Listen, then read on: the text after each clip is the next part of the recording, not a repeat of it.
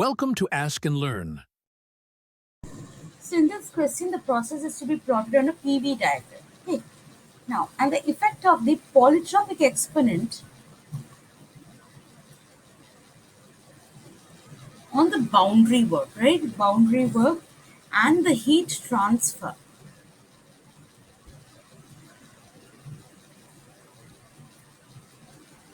Heat transfer as the polytropic exponent varies from 1 to 1.4 is to be investigated. After that, the boundary work, okay, and the heat transfer have to be plotted against the polytropic exponent.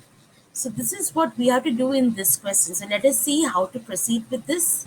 So as we see here, we use the EES method. The procedure that we have, that is for work, right?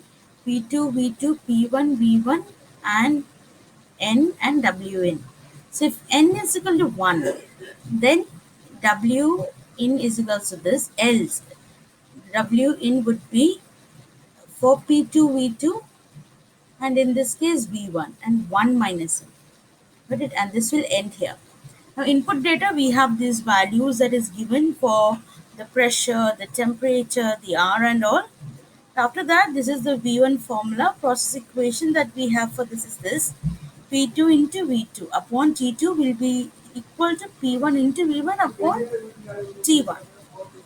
So the combined ideal gas law for state 1 and 2 plus the polytropic gas relation gives P2 and T2.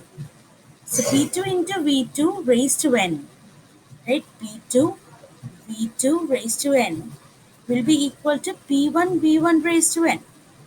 So conservation of the for the closed system, that is E in minus E out is equal to delta E. So this is for Q out, U1 is internal energy, U2 and the call work that we have, the boundary work that we have. So this is how we are going to use EES to find out the solution of the same. I hope you understood this process entirely. Now we will be looking at how to plot the graph and how do we get its graph. So as we see, we have the first graph that is between the pressure and our P plot, SPV plots that we have. So here first is n equal to 1, n is equals to 1.2 and n is equals to 2. So you will see that how it is varying. So as n increases, there is a difference from where it starts, right? So it is decreasing from here. But when it was 1, it was starting from here itself.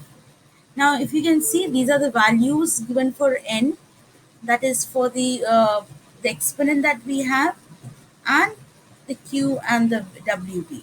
So as you see this one, as the exponent, prototypic exponent increases, you will be seeing that the Q out decreases and Wn increases here.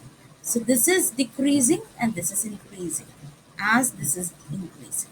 So that is what we will be seeing in the plotting also. So if you see, this is the N, this is the Q or the V.